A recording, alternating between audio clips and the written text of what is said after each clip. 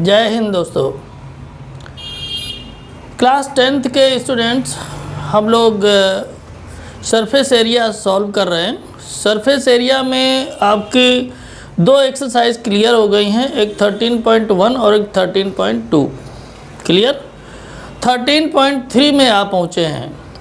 13.1 जो आपका था एक्सरसाइज वो सरफेस एरिया पर डिपेंड करता था, मतलब हर क्वेश्चन में सरफेस एरिया आपको निकालना होता था। 13.2 एक्सरसाइज आई तो उसमें आपको वॉल्यूम निकालना पड़ रहा है, ठीक है ना। जो ये 13 मतलब ये कहने का एक सरफेस एरिया का हर एक एक्सरसाइज एक अलग अपना रंग लेकर आती है। तो उसी क्रम में आपकी जो एक्सरसाइज ये 13.3 है, ये भी अपना एक अलग रंग लेकर आई है ना। उस रंग को थोड़ा सा समझेंगे तो आसान होगा, है ना। जैसे मान लीजिएगा आपने कुम्हार को कभी देखा है। कुम्हार मिट्टी को लाता है और ला करके बर्तन बनाता है, लेकिन उसके पास जितनी मिट्टी होती है उतनी ही मिट्टी का बर्तन बनाते हैं। तो अगर देखें तो जो शुरुआत में उसने मिट्टी ली थी उसका जो वॉल्यूम था और जो बाद में उसी मिट्टी से उसने बर्तन बनाए, उन सभी बर्तनों का वॉल्यूम मिला करके उस मिट्टी के इक्वल ही होगा। मतलब ये है कि जो आपका 13.3 एक्सरसाइज है इसमें यही चीज़ है कि एक चीज़ को हम मेल्ट करके या कहीं से ज़मीन से मिट्टी को खोद करके कहीं दूसरी जगह डाल देते हैं। उसका कोई एक शेप रहता है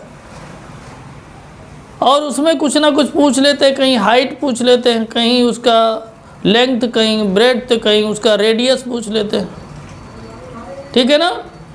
तो आपको बस इस एक्सरसाइज में सीखना यही है कि जो वॉल्यूम है वो चेंज नहीं होता है, किसी भी चीज़ को किसी भी फॉर्म में कन्वर्ट कर दें, लेकिन वॉल्यूम उसका चेंज नहीं होता है ना।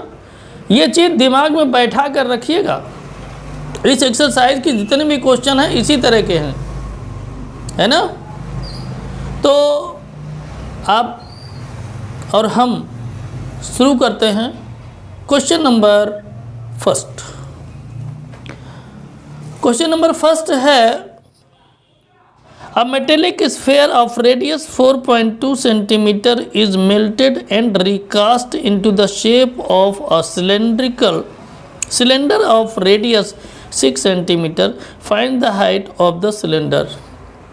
देखिए इसमें क्या किया गया है कि जो स्फेयर था उसको मेल्ट कर दिया गया। एक मेटेलिक स्फेयर था, मेटल का स्फेयर था, उसको क्या कर दिया गया, मेल्ट कर दिया गया, मतलब उसको गला दिया गया गर्म करके।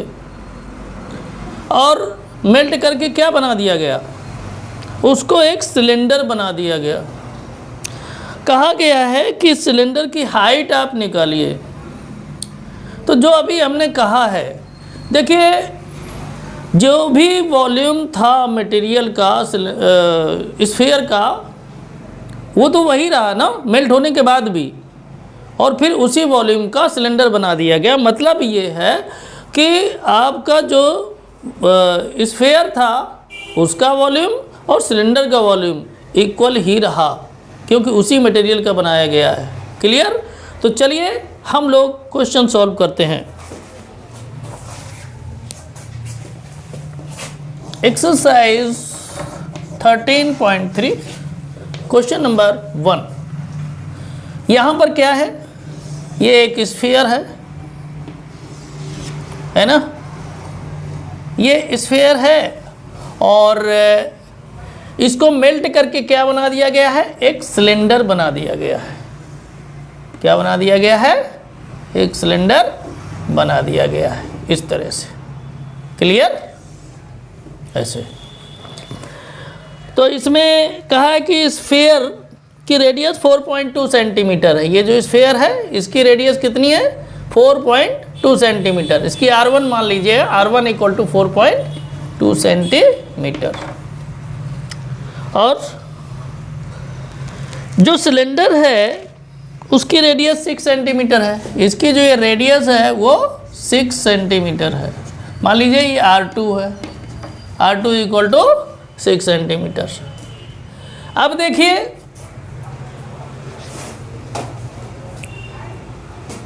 स्फीयर को मेल्ट करके सिलेंडर बना दिया गया, तो दोनों का मटेरियल का वॉल्यूम तो सेम रहा ना।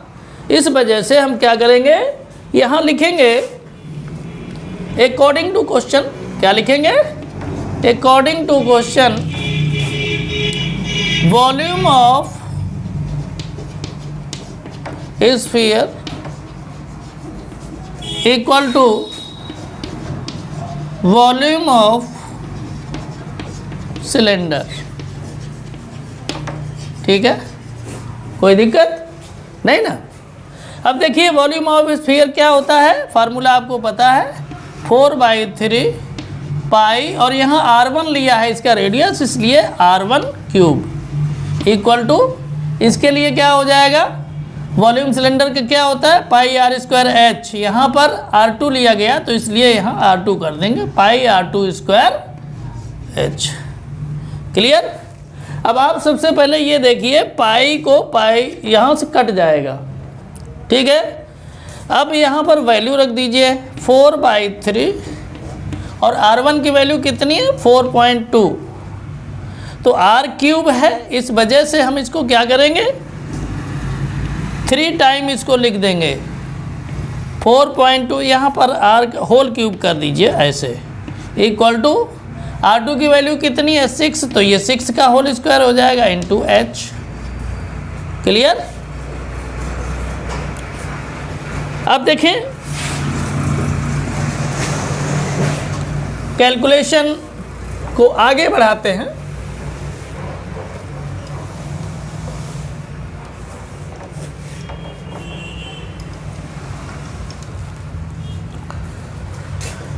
तो ये हो जाएगा 4/3 इंटू, ये पावर 3 है तो इसको हम 3 टाइम लिख देंगे, 4.2 इंटू 4.2 इंटू 4.2 हो जाएगा ना, इक्वल टू, ये 6 का स्क्वायर कितना हो जाएगा, 6 इंटू 6 कर सकते हैं ना, इंटू H हो जाएगा।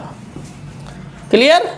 अब देखिए 6 इंटू 6 यहाँ पर मल्टीप्लाई में है, अगर हम इसको इधर लेकर के आए तो ये डिवाइड में हो जाएगा, तो H equal to 4 into 4.2 into 4.2 into 4.2 upon 3, तो ये अपॉन में पहले से ही था, ये भी आ जाएंगे अपॉन में, 6 इंटू 6।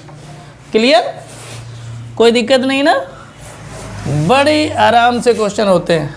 अब देखिए इसमें कुछ नहीं बचा, केवल काट पीट बचा है ना, इसका आप लोग बस कट कर लीजिए और आंसर आपका आ जाएगा।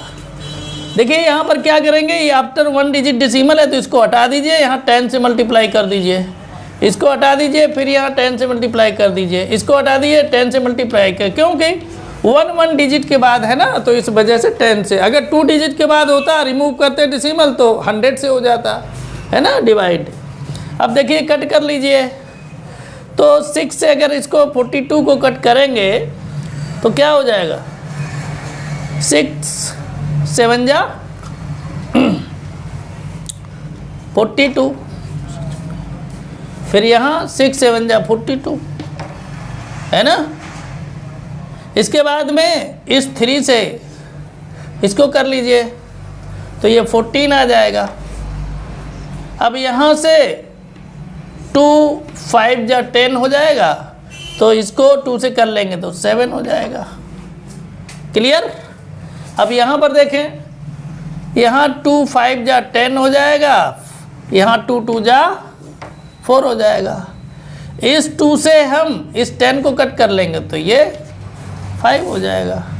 अब देखिए बचा क्या, अब बचा ये 7 into 7 into 7 upon 5 into 5 into 5, तो यहाँ मल्टीप्लाई करेंगे अगर तो 3 4 3 आ जाएगा मल्टीप्लाई करने से, और नीचे का मल्टीप्लाई करेंगे तो 1 2 5 आ जाएगा, आ जाएगा ना। क्लियर।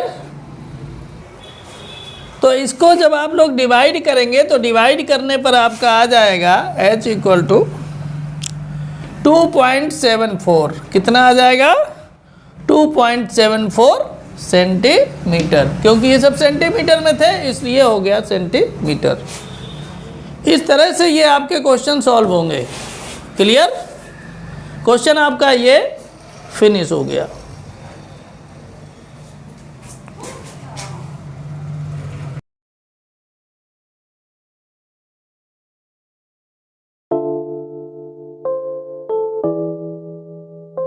हम लोग क्वेश्चन नंबर 2 एक्सरसाइज 13.3 का सॉल्व करेंगे।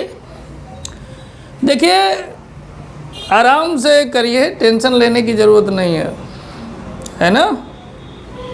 तो क्वेश्चन नंबर 2 क्या है, आराम से उसको पढ़ लेते हैं, उसके बाद करते हैं। आप लोग कैलकुलेशन से ना डरें, कैलकुलेशन आराम से प्यार से किया करिए, बहुत आसानी से हो जाता है ना। तो देखते हैं question number 2। Metallic spheres of radii 6 centimetre, 8 centimetre and 10 centimetre respectively are melted to form a single solid sphere. Find the radius of the resulting sphere. देखिए यहाँ पर 3 गोले दे दिए हैं, 3 स्फीयर दे दिए हैं, है ना। क्या दे दिए? 3 स्फीयर, और उनको एक में मिला दिया है। मिलाने के बाद एक बड़ा सा स्फीयर बना दिया है। क्या बना दिया है? मिलाने से एक बड़ा सा स्फीयर बना दिया है। तो देखिए एक स्फीयर ये है ना। इसका जो रेडियस है वो है 6 सेंटीमीटर। मान लीजिए R1 है 6 सेंटीमीटर। क्लियर? एक स्फीयर ये है, इसका रेडियस कितना? R2 मान लीजिए, इसका 8 सेंटीमीटर, है ना। और एक स्फीयर, थोड़ा सा इसको ऐसा करते हैं, यहाँ पर आएगा नहीं पूरा, इसलिए हम लोग बनाना शुरू करते हैं यहाँ से। एक स्फीयर यहाँ बना देते हैं ये, और सेकेंड वाला ये हो जाएगा, और थर्ड वाला ये हो जाएगा, है ना। और जो इनको सबको मिला के बनेगा वो ये हो जाएगा, है ना। ये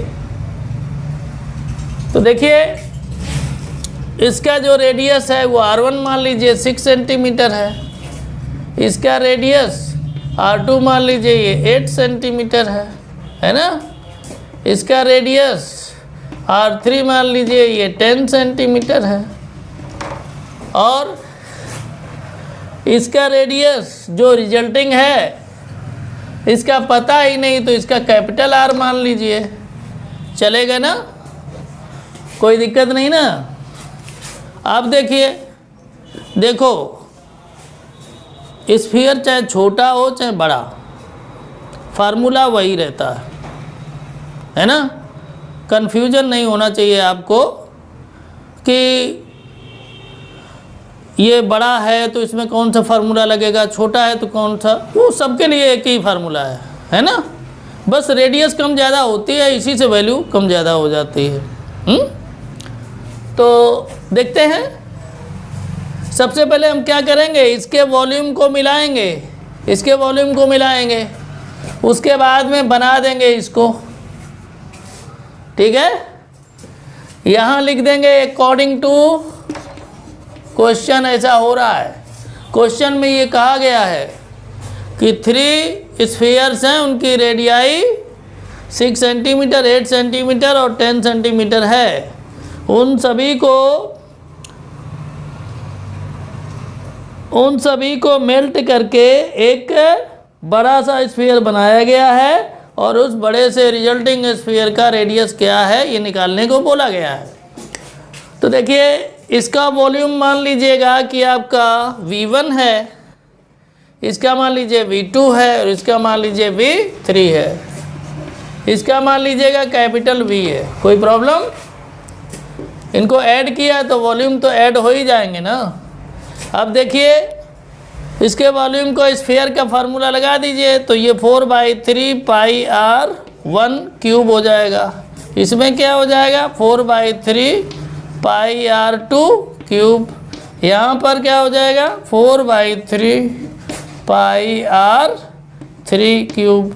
यहाँ पर क्या हो जाएगा 4/3 पाई और बड़ी वाली r क्यूब, है ना। क्लियर? अब देखिए इसमें एक काम करना है, अगर इस तरीके से आप यहाँ पर वैल्यू रखेंगे तो आपका जो कैलकुलेशन है वो बहुत कॉम्प्लिकेटेड बन जाएगा। तो देखिए इसको ध्यान से देखिए, तो लेफ्ट हैंड साइड में आपका 4/3 पाई कॉमन हो रहा है, इसको निकाल लीजिए। 4/3 पाई को निकाल लेंगे तो ब्रैकेट के अंदर क्या बचेगा r1 cube plus r2 cube plus r3 cube equal to क्या हो जाएगा, ये 4/3 पाई r क्यूब। अब देखिए 4/3 पाई और 4/3 पाई कैंसिल आउट हो जाएंगे ना। अब देखिए आप कैलकुलेशन करेंगे, बड़ी आसानी से कैलकुलेशन होगा। इसको क्या करें, साफ कर दें ना। देखिए इसको साफ कर देते हैं और आगे कैलकुलेशन करते हैं।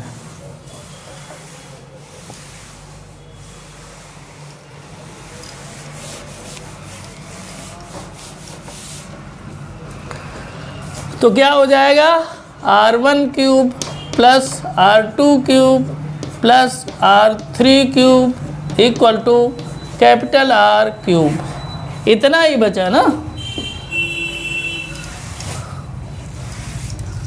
अब देखिए r1 की वैल्यू कितनी है 6, तो 6 का क्यूब हो जाएगा, हैं। r2 की है 8, तो 8 का होल क्यूब हो जाएगा। इसके बाद में आपका 10 है तो 10 का होल क्यूब हो जाएगा इक्वल टू r क्यूब, हैं। 6 का अगर आप करेंगे क्यूब तो कितना हो जाएगा 216। 8 का करेंगे तो 512। 10 का करेंगे तो 1000, है ना। ये r क्यूब हो जाएगा। क्लियर? कोई दिक्कत नहीं ना।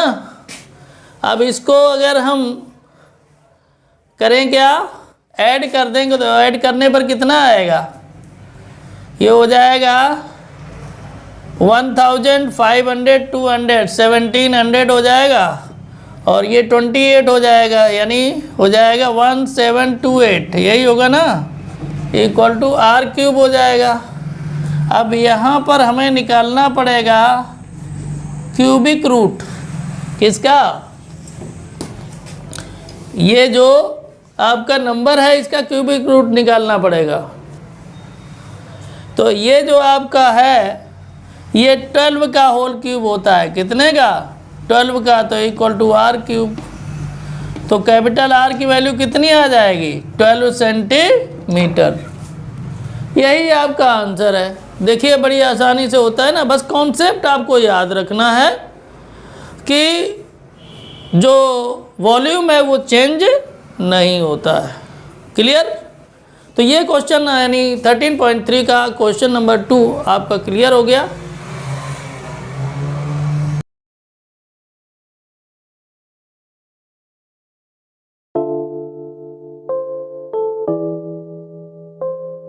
तो अब हम लोग सॉल्व करेंगे एक्सरसाइज 13.3 का क्वेश्चन नंबर 3। मज़ा आ रहा है ना मैथ में। देखिए थोड़ा सा कैलकुलेशन है इसमें, लेकिन बहुत ही टॉपिक मज़ेदार है। अब देखिए कैलकुलेशन तो लाइफ में हर कदम पर करना पड़ेगा, है ना। करियर के लिए तो कैलकुलेशन, फैमिली के लिए तो कैलकुलेशन, पर्सनल लाइफ में कुछ और अलग से करना है उसके लिए कैलकुलेशन, यहाँ तक कि जब शाम को सोएंगे तब भी आपको कैलकुलेशन करके ही सोना है, चाहें चाहे ना चाहें। कैलकुलेशन दिमाग में होता ही है कि सुबह कितने बजे उठेंगे, उठ करके क्या करेंगे, कल क्या कहाँ कहाँ जाएंगे, किससे किससे बात करेंगे, ये सारी चीज़ों का कैलकुलेशन होता है ना, यही मैथमेटिक्स है। आप ये मत सोचिएगा कि क्वेश्चन सॉल्व करते हैं तभी मैथमेटिक्स है और ये सब कुछ।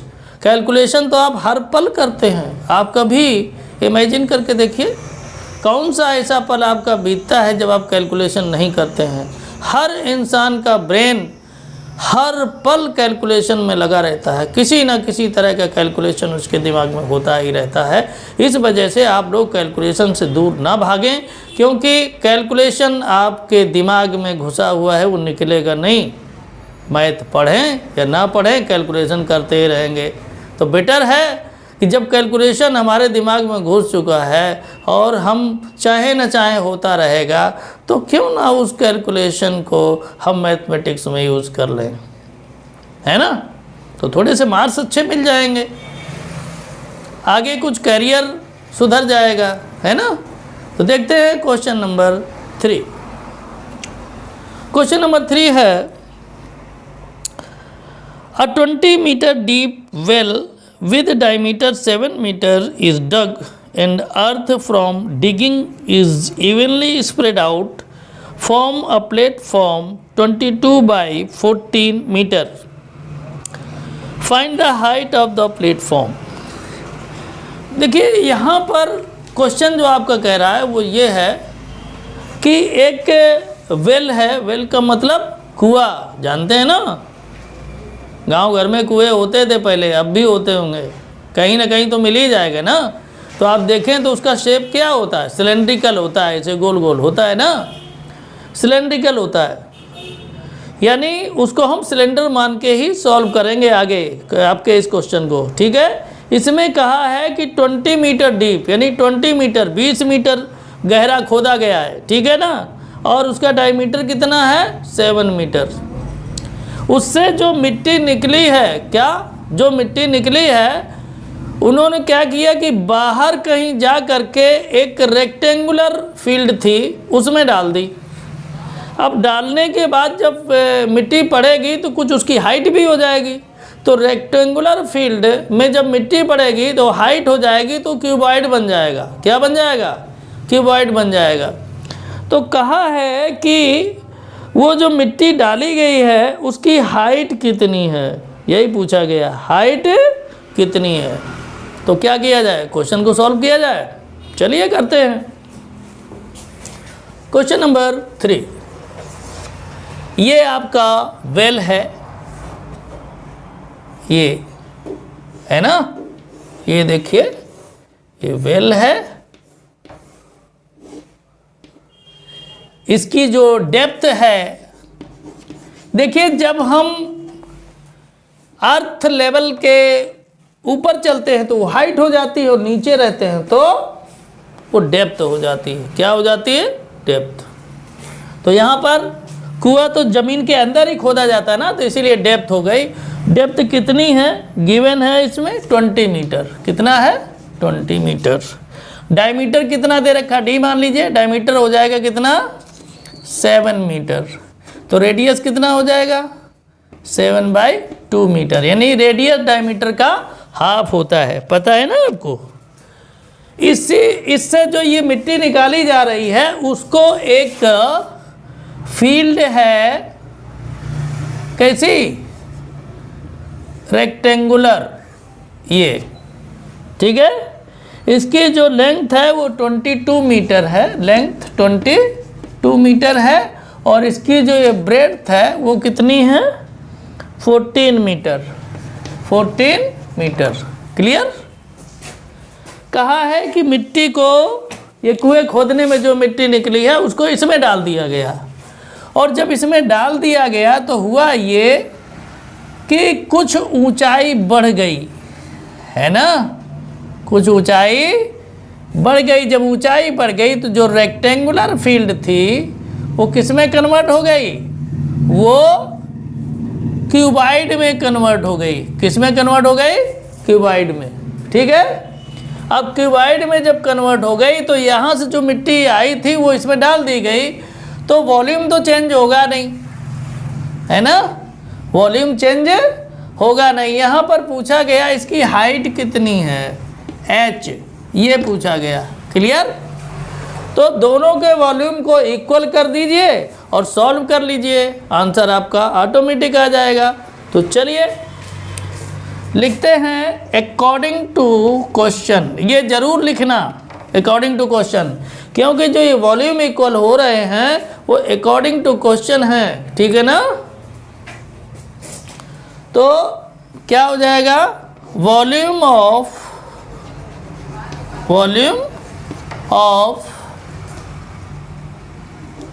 Well equal to volume of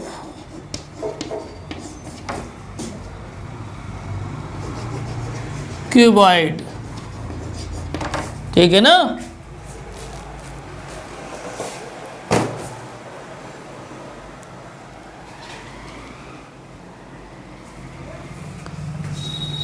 या क्यूबॉइडल प्लेटफॉर्म ऐसे कर देते हैं, प्लेटफॉर्म, ठीक है ना। ये मान लिया कि ये प्लेटफॉर्म है।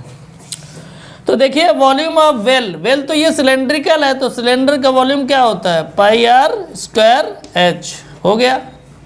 यहाँ पर देखेंगे, यहाँ पर क्या है, ये क्यूबॉइडल है, तो क्यूबॉइड का वॉल्यूम होता है length into breadth into height. देखिए दोनों जगह हाइट सेम यूज हो रही है, इस वजह से एक हाइट को हमें चेंज करना पड़ेगा। तो इसको कर लीजिएगा, ये कर लीजिए H1, है ना। जब H1 हो जाएगा तो यहाँ पर वैल्यू रख दीजिए, वैल्यू पाई की वैल्यू क्या होती है 22/7, आर की वैल्यू कितनी है 7/2 होल स्क्वायर, और H1 कितना है, यही डेप्थ आ जाएगी H1 में, यानी 20 इक्वल टू कितना हो जाएगा, लेंथ कितना है इसका 22, ब्रेड्थ है 14 और H निकालना है। कोई प्रॉब्लम? अब आपका कुछ नहीं, क्वेश्चन हो गया है ना। अब आपका क्वेश्चन हो गया, अब आपको कैलकुलेशन करना है और कुछ नहीं करना है।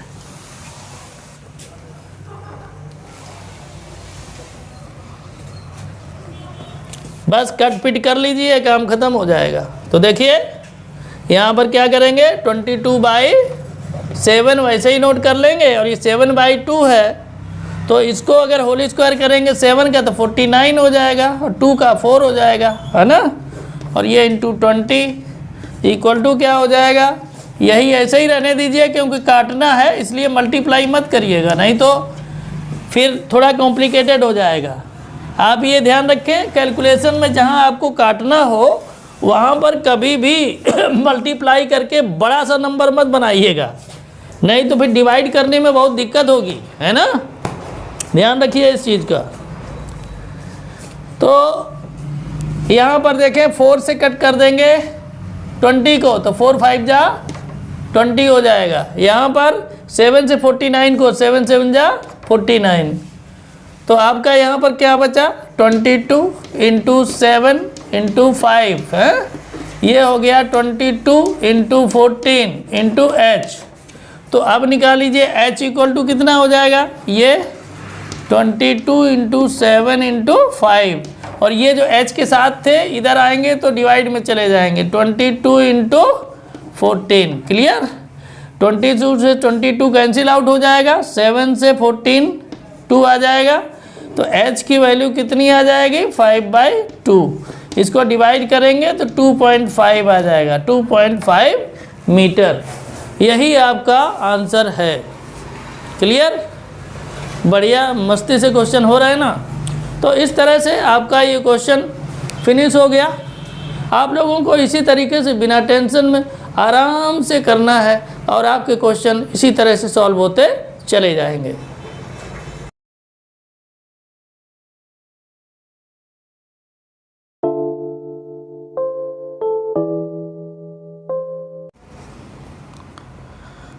तो अब हम लोग एक्सरसाइज 13.3 का क्वेश्चन नंबर 4 सॉल्व करेंगे। मज़ा आ रहा है ना, मज़े में रहो यार, मस्ती में। लाइफ में क्या रखा है, मज़ा ही। हर इंसान मज़े के लिए ही जीवन में आगे बढ़ता है, जीता है। जो भी पाता है वो इसीलिए कि इसको ये कर लेंगे, मिल जाएगा तो हमें एक अलग सुख की अनुभूति होगी, एक अलग सा आनंद प्राप्त होगा। वो अलग की बात है कि लास्ट तक आनंद की तलाश में भटकता रहता है और लाइफ ख़त्म हो जाती है। लेकिन इस दुनिया में हर जीव जो पैदा होता है वो आनंद की प्राप्ति के लिए पूरा जीवन संघर्ष करता रहता है ना। तो आनंद में रहिए, मस्ती में रहिए, मस्ती में पढ़िए। हमने आपको बता ही दिया है, चाहे न चाहे आपका मस्तिष्क कैलकुलेशन करता रहेगा। हर पल सोच कर देखिए ना, हर पल आपके दिमाग में कुछ ना कुछ कैलकुलेशन हो रहा है ना। तो ऐसा नहीं है कि आप कैलकुलेशन नहीं कर रहे तो कैलकुलेशन नहीं हो रहा, वो ऑटोमेटिक कैलकुलेशन होता है ना। और किसी न किसी चीज़ को लेकर होता है। तो चलिए देखते हैं क्वेश्चन नंबर 4। क्वेश्चन नंबर 4 है, a well of diameter 3 metre is dug 14 metre deep. The earth taken out of it has been spread evenly all around it in the shape of a circular ring of width 4 meter to form an embankment. Find the height of the embankment. देखिए इसमें कहा ये गया है कि एक इसमें भी कुआं ही खोदा गया, वेल ही खोदा गया है, उसकी मिट्टी को किया गया। इससे पहले वाले क्वेश्चन में जो था वो मिट्टी एक दूसरी जगह प्लेटफॉर्म था रेक्टेंगुलर, उसमें डाला गया था। यहाँ पर ऐसा नहीं किया जा रहा है, यहाँ पर कुएं को खोदा जा रहा है, डग किया जा रहा है, तो मिट्टी उसके आसपास ही ऐसे डाल दी जाती है ना। आप लोगों ने देखा होगा गांव में जहाँ पर कुएं बने होते हैं उसके आसपास ऐसा सर्कुलर बना रहता है, उसी पर चढ़कर लोग पानी भरते हैं, है ना। तो वही मिट्टी खोद करके और आसपास डाल दिया गया है। अब कहा यह गया है इसमें कि आपको एम्बैंकमेंट की हाइट निकालना है। एम्बैंकमेंट क्या है, परेशान ना हो, कुछ अलग से नहीं है। एम्बैंकमेंट वही है जो कुएं के आसपास ऊंचा सा एक चबूतरा होता है ना, उसी को कहते हैं एम्बैंकमेंट, है ना। तो परेशान होने की ज़रूरत नहीं। चलिए हम लोग शुरू करते हैं और बना लेते हैं एक कुआं। देखिए ये बन के तैयार हो गया आपका इस तरह से, है ना। ये है,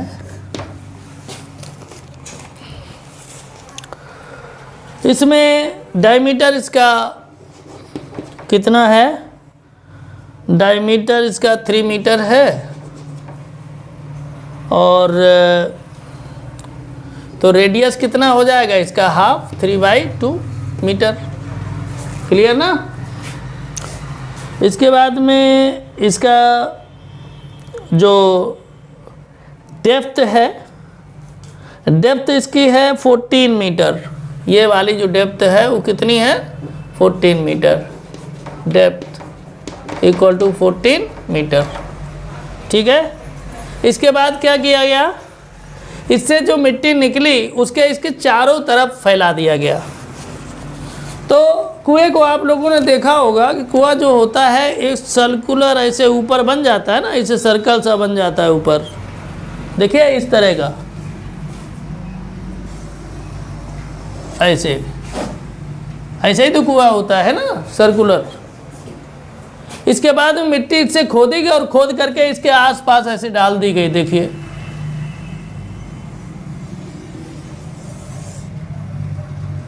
इस तरह से आसपास मिट्टी को डाल दिया गया सर्कुलर पोजीशन में, है ना।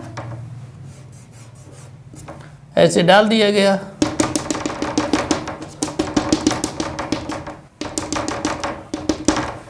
क्लियर।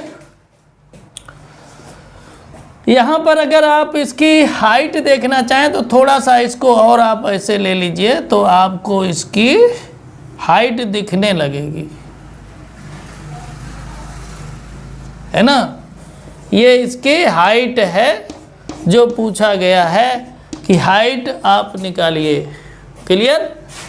ये जो रेडियस इसकी r है ये 3/2 है, यहाँ पर हमने लिखा हुआ था वही है।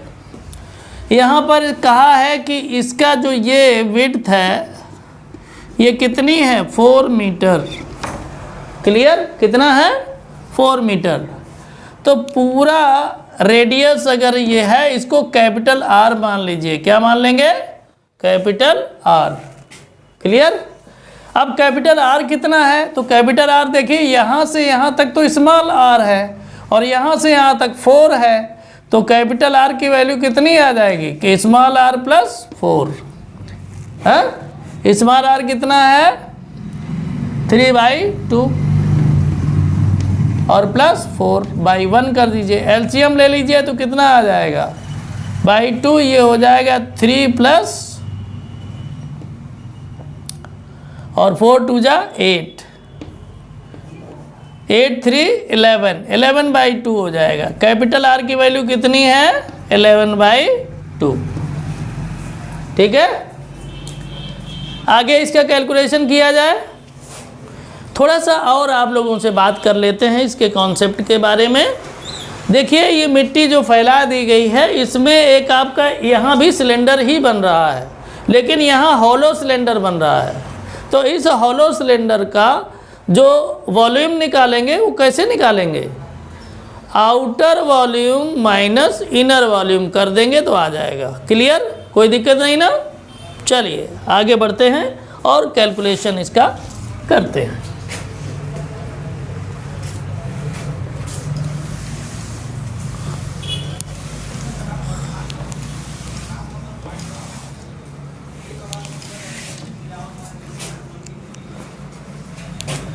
अकॉर्डिंग टू क्वेश्चन, अब देखिए जो वेल है उसका यहाँ लिखेंगे वॉल्यूम ऑफ अर्थ कर लें या वेल कर लें, ठीक है, इक्वल टू वॉल्यूम ऑफ चारों तरफ जो बना है वो क्या है एम्बैंकमेंट ना, क्या है एम्बैंकमेंट। तो वॉल्यूम ऑफ एम्बैंकमेंट। क्लियर। तो यहाँ पर क्या हो जाएगा, ये हो जाएगा πr² h, और यहाँ पर क्या हो जाएगा, यहाँ पर हो जाएगा आउटर वॉल्यूम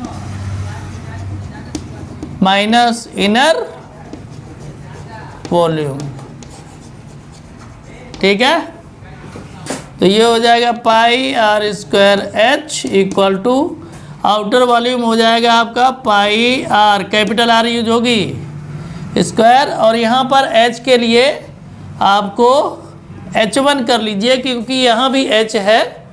तो ये H आपका जो अर्थ है यानी जो वेल था सिलेंड्रिकल वो है, तो यहाँ पर इसको H1 कर लीजिए, कुछ ना कुछ डिफरेंस रखना पड़ेगा। माइनस पाई यहाँ स्मॉल r क्योंकि इनर के लिए स्मॉल r है, πr² H1। अब देखिए πr² h equal to pi common ले लीजिए, पाई H1 कॉमन ले लीजिए तो हो जाएगा r² माइनस r², हो जाएगा ना। पाई से पाई कैंसिल आउट हो जाएगा। देखिए यहाँ तक हमने वैल्यू इसीलिए नहीं रखी, पाई की वैल्यू मत रखिएगा क्योंकि बड़ी आसानी से अब जब पाई कट जाएगा थोड़ा हल्का कैलकुलेशन आपका हो जाएगा, है ना। थोड़ा दिमाग लगा कर काम करिए, बड़ी आसानी से होगा। तो यहाँ पर अगर देखेंगे तो r की वैल्यू क्या हो जाएगी, r की वैल्यू आपकी है 3/2। कितनी है 3/2, तो होल स्क्वायर हो जाएगा। और h कितना है, h यहाँ पर है यानी डेप्थ कितनी है 14 इक्वल टू H1 फाइंड करनी है, और r कितनी है 11/2 होल स्क्वायर ना, और माइनस ये हो जाएगा 3/2 होल स्क्वायर। क्लियर? यहाँ तक कैलकुलेशन क्लियर है ना? अब देखिए क्या हो जाएगा, 3/2 का होल स्क्वायर करेंगे तो 9/4 हो जाएगा, इंटू 14 हो जाएगा, इक्वल टू H1। और यहाँ 11 का स्क्वायर होता है 1/2 का स्क्वायर 4, माइनस 3/2 का स्क्वायर हो जाएगा 9/4। क्लियर? अब इसमें जगह थोड़ी बची नहीं है तो आप लोग इसको चाहे नोट कर लें, स्क्रीनशॉट ले लें, और हमें इसको साफ करना पड़ेगा।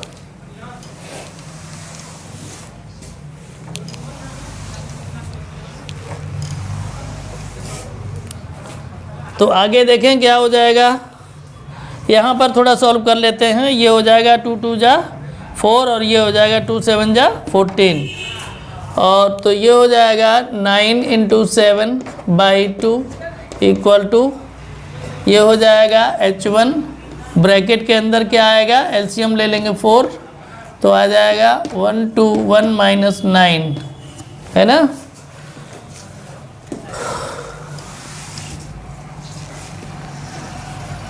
तो देखिए ये हो जाएगा 9 7 जा 63/2 इक्वल टू H1, और यहाँ पर अगर करेंगे तो ये हो जाएगा, माइनस करने पर 112 हो जाएगा बाई 4।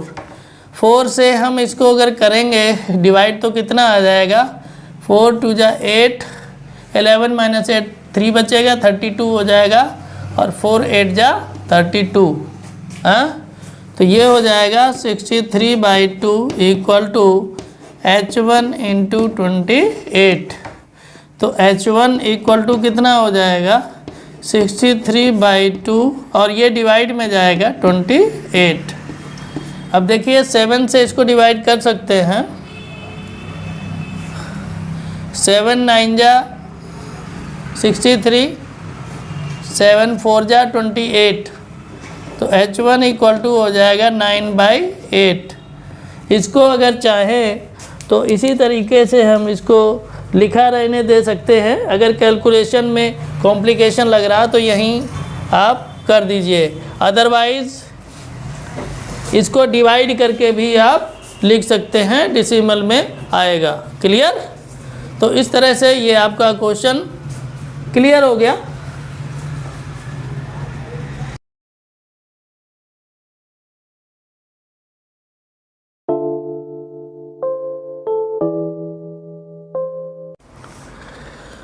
क्वेश्चन नंबर 5 तो बहुत ही मस्त है भाई। क्यों मस्त है बताइए? क्योंकि उसमें आइसक्रीम का जिक्र किया गया है, और बहुत से लोगों को आइसक्रीम से बड़ा लगाव है, बहुत अच्छा लगता है ना। तो इसमें देखिए क्या है, क्वेश्चन नंबर 5 देखते हैं। A container shaped like a right circular cylinder having diameter 12 centimeter and height 15 centimeter is full of ice cream. The ice cream is to be filled into cones of height 12 centimeter and diameter 6 centimeter having a hemispherical shape on the top. Find the number of such cones which can be filled with ice cream. तो थोड़ा सा देखिए, ice cream cone वाला आप लोगों ने कभी खाया है? कोन देखते हैं जब उसमें आइसक्रीम भरता है तो बाद में ऐसे हेमी स्फेरिकल बना देता है ना। देखो किस तरह से, इस तरह से ऐसे भरता है, ऐसे होता है ना, इस तरह से कुछ ऐसे। थोड़ा सा और इसको यहाँ से ले लेते हैं, हाँ से होता है। अब क्या होता है, वो इसमें भरता है तो ऐसे बन जाता है, ऐसे बन जाता है ना, है इस तरह से बन जाता है।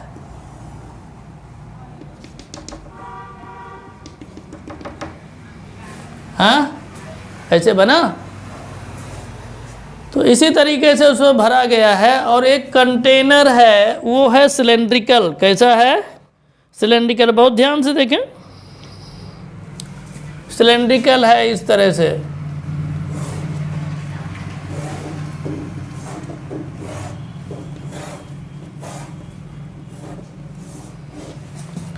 ठीक है, सिलेंड्रिकल है। तो इस कंटेनर का जो डायमीटर है वो 12 सेंटीमीटर है। Diameter D equal to D1 कर लीजिए, क्योंकि यहाँ भी डायमीटर की ज़रूरत पड़ेगी। 12 सेंटीमीटर। तो इसका रेडियस कितना हो जाएगा? रेडियस इसका हो जाएगा R1 इक्वल टू, यहाँ कर लेते हैं, R1 equal to 6 centimetre. Diameter का हाफ हो जाएगा ना। इसके बाद में और क्या है? हाइट है इसका 15 सेंटीमीटर। हाइट कितनी है? 15 सेंटीमीटर। क्लियर? तो यहाँ का काम तो क्लियर हो गया। अब हम चलेंगे थोड़ा कोन की तरफ। तो कोन की कंडीशन क्या है? तो कोन की हाइट है 12 सेंटीमीटर। ये वाली जो हाइट है कोन की, ये है 12 सेंटीमीटर है। और क्या दिया है? डायमीटर दिया है 6 सेंटीमीटर। ये तो D2 यहाँ कर लेंगे, ये हो जाएगा 6 सेंटीमीटर। तो रेडियस कितनी हो जाएगी इसकी? Half, 3 centimetre. क्लियर? अब देखिए, इसमें कहा यह गया है कि ये जो सिलेंड्रिकल कंटेनर है ये पूरा आइसक्रीम से भरा है। तो कहा गया है ये कोन, इस आइसक्रीम से कितने कोन भरे जा सकते, नंबर ऑफ कोन्स पूछा गया है।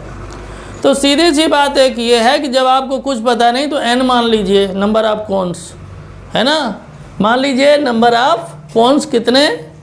n। तो यहाँ पर हो जाएगा अकॉर्डिंग टू, यहाँ लिखेंगे अकॉर्डिंग टू क्वेश्चन क्या है? Volume of ice cream equal to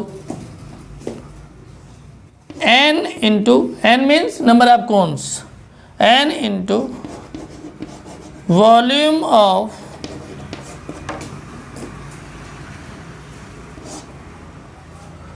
a cone. ध्यान दीजिए, ये कोन हो गया ना। इसके बाद में ये हेमीस्फीयर भी है, वो भी लेना पड़ेगा, प्लस वॉल्यूम ऑफ हेमीस्फीयर। क्या है? हेमीस्फीयर। कोई दिक्कत नहीं ना। ये आपका कॉन्सेप्ट है। इसका volume equal to number of cones, consider n in bracket volume of a cone plus volume of hemisphere. ये कोन का वॉल्यूम और ये हेमीस्फीयर का, दोनों का प्लस करेंगे। अब यहाँ पर कुछ नहीं करना है, आपको सीधा सीधा वैल्यू रख देना है, काम हो जाएगा। देखिए, इसको कर देते हैं साफ और अब रख देते हैं इस पर वैल्यू। पहले लिखेंगे फार्मूला। क्या होगा फार्मूला? फार्मूला हो जाएगा वॉल्यूम ऑफ आइसक्रीम सिलेंड्रिकल है, इसलिए यहाँ पर कर देंगे पाई R1 स्क्वायर H1। ठीक है, इक्वल टू यहाँ क्या हो जाएगा? n, और ब्रैकेट में हो जाएगा वॉल्यूम ऑफ कोन, यानी 1/3 पाई, और यहाँ पर R की वैल्यू R2 लिया है, R2 square H2। Clear? Plus ये हो जाएगा हेमीस्फीयर का वॉल्यूम, यानी 2/3 पाई, R2 यहाँ लिया गया R3। इसको कर देते हैं साफ। अब हम लोग सबसे पहले हम लोगों का जो टारगेट होगा वो पाई को हटाना होगा। किसको? पाई को। तो यहाँ देखिए, कर ले, ऐसे ही नोट कर लेंगे, pi R1 square H1 equal to n। यहाँ से पाई कॉमन ले लेंगे तो ये पाई हो जाएगा, ब्रैकेट के अंदर हो जाएगा 1/3 R2 square H2 plus 2/3 R2 cube. ये हो जाएगा ना, पाई से पाई कैंसिल आउट हो जाएगा। तो यहाँ R1 स्क्वायर H1 हो जाएगा इक्वल टू n, ब्रैकेट के अंदर 1/3 R2 square H2 plus 2/3 R2 cube. Clear. अब देखिए हम लोग रख देंगे वैल्यू, वैल्यू रख के सॉल्व कर देंगे तो आ जाएगा आंसर। ठीक है, तो देखिए वैल्यू रखते हैं।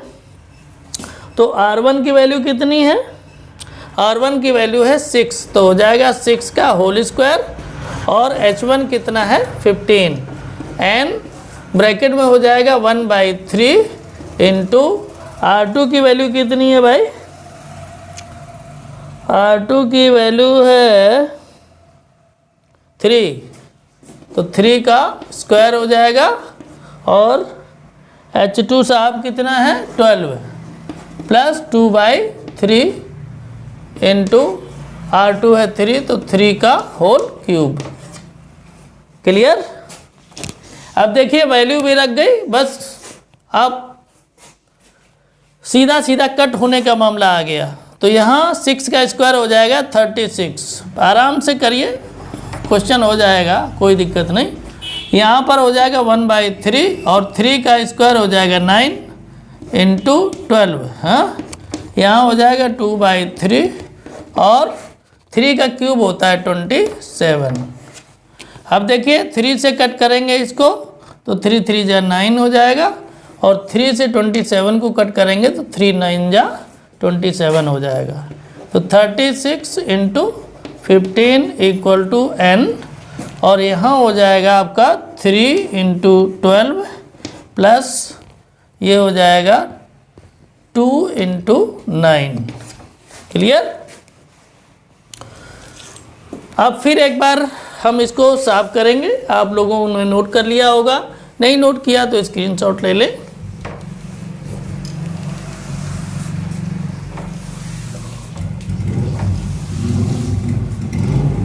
एक चीज़ आप लोग ध्यान रखें, कभी भी ये ना देखें कि कैलकुलेशन कितना लंबा हो गया, बस मस्ती से आप चले जाएं। जैसे मस्ती से चले जाएंगे तो बड़ी आसानी से हो जाएगा। आप देखिए कभी कभी दिमाग इधर उधर होता है, जब आप पैदल चल रहे होते हैं, कहीं जा रहे होते हैं, तो दिमाग दूसरी तरफ रहता है, उसी में खोए रहते हैं और चलते रहते हैं।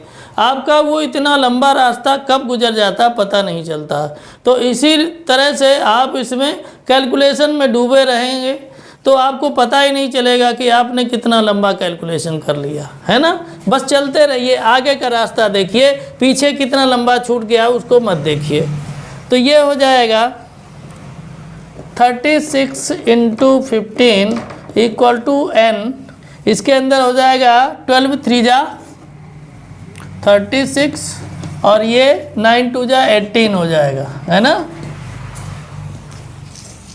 अब इसको कर देंगे साफ, तो ये क्या हो जाएगा 36 इंटू 15 इक्वल टू n, और ये हो जाएगा 54। n की वैल्यू निकालेंगे तो आ जाएगा 36 इंटू 15 बाई हो जाएगा 54। अब 36 को 18 से डिवाइड कर देंगे 2 टाइम, और 18 3 जा 54 हो जाएगा। 3 से हम 15 को डिवाइड कर देंगे तो 5 आ जाएगा, हाँ। तो n की वैल्यू आ जाएगी 2 इंटू 5 इक्वल टू 10। यही आपका है आंसर, है ना। तो मज़ा आ रहा है ना पढ़ने में, इसी तरीके से करते रहिए, आनंद लेते रहिए, आगे बढ़ते रहिए, है ना। और अगर इच्छा करे तो कभी लाइक भी कर दिया करिए। अगर आप चैनल पर नए हैं तो पांडेज एक्सीलेंट ट्यूटोरियल्स को सब्सक्राइब भी कर दीजिए, क्योंकि मैथमेटिक्स है, मैथमेटिक्स से काम तो हमेशा पड़ेगा, और इजी वे में कैसे हम सीख सकते हैं इससे बेहतर कोई नहीं बता सकता जैसा मैं बता रहा हूँ, है ना। तो इस तरह से ये आपका क्वेश्चन फिनिश हो गया।